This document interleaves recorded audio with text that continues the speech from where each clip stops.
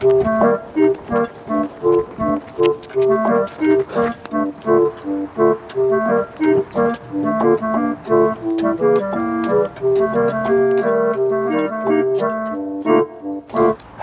and behind me is a Citroën C3 Picasso, the little white van slash family car slash road burning French fridge.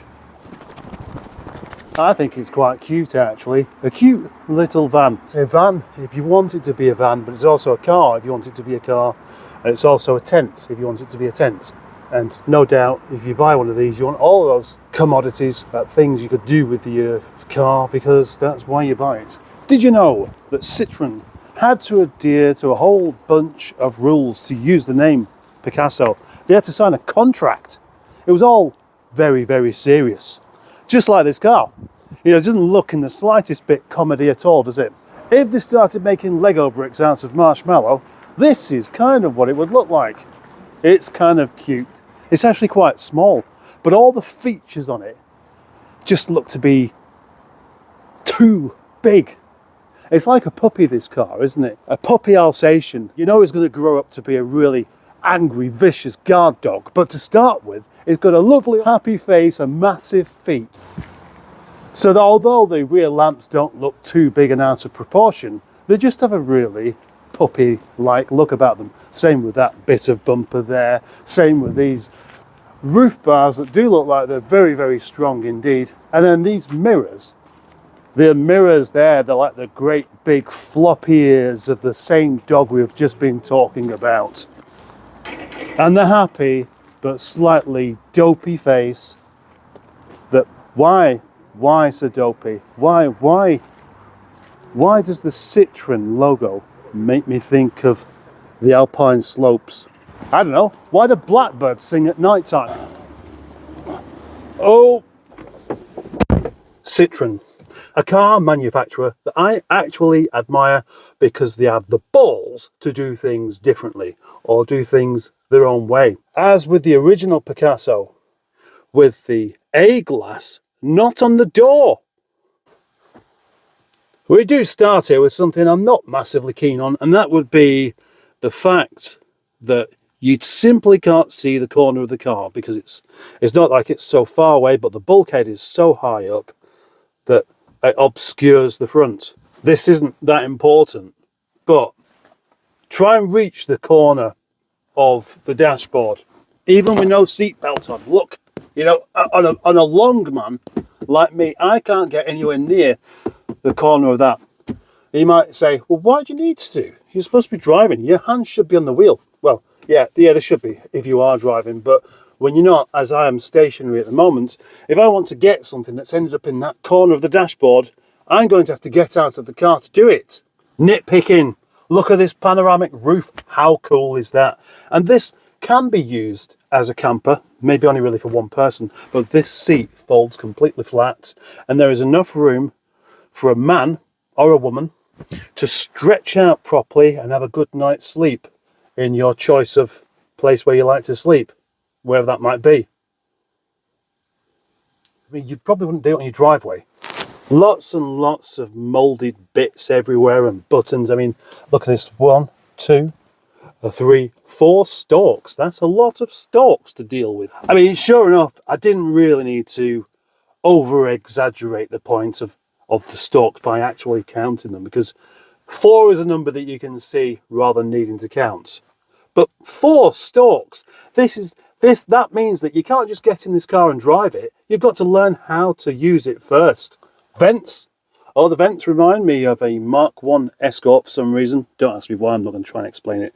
With stereo here, with Bluetooth and buttons and climate control, etc. It doesn't look like it's too difficult to use either. Air conditioning, of course. This piano black bits.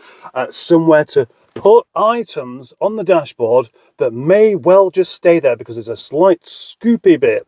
Although, obviously, if you're going to use that display, there's a possibility of the screen getting damaged, depending on what you put in there. And usually, you don't even have to depress the clutch to get this car to go on.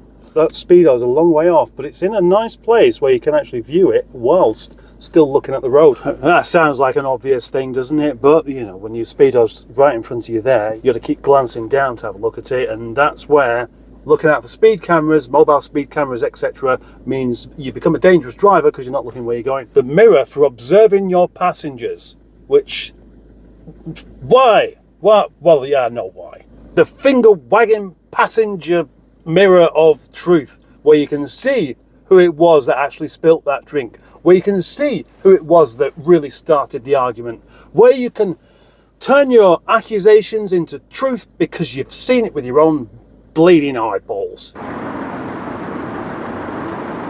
Do we expect lots of power from a Citroën diesel? Should you expect it? That's the real question. Why should you? Why does it need to have loads of power? It's a family car. It's a utilitarian, cute family car. If it's fast, that kind of defeats the object of it. I mean, it doesn't, but it shouldn't be. In fact, I'm almost going to be disappointed if I put my foot down and this car goes well. I'm going to think, what's the point of that? That's really stupid. I hate stupid things. Stupid things are everywhere. First thing I've noticed, which is quite curious, is that when you put the indicator on, I did a right turn there, but there's a light on the dashboard on the left side. And that made me think I put it on the wrong side. And I didn't. But at least French cars look different. And that's why I like them. I've been a fan of French cars for quite a while because of exactly that. Because you can tell what it is. At a glance, you can spot a Picasso. And the Picasso was a runaway success. You know, there was a man in the 90s who designed this car called the Citroën Zara, which was one of the dullest looking things ever. And then somebody else had this rather fantastic idea of making it look really dopey. But that was the Citroën Zara Picasso, which was an incredibly successful car over a very long time. So they had to replace it, and replaced it with the C3 Picasso, which they did as a 5 or 7-seater version. And I had a 7-seater version. It was great. That had the same 1.6 litre diesel engine that this one has, and it's adequate, it's enough. And this, of course, the car's quite a bit smaller, so it actually has quite a bit more unnecessary punch. Unnecessary punch. Where can you use a term like that? Fighting? Kicking off outside the pub that's now closed? Maybe that's why pubs are all closed.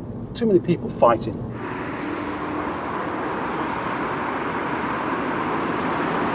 Five-speed gearbox and a normal handbrake. Those are the kind of things I appreciate. And the steering wheel doesn't have that bit in the middle that stays in the same place like the C4 does. That I quite liked, but it's kind of unnecessary. A bit like the other unnecessary thing I was just talking about a minute ago. But because that was probably 10 minutes ago, I've forgotten what it actually was. Why do I like the French cars? French managed to keep some identity, some national identity with the styling and the way they do things. The French, very patriotic.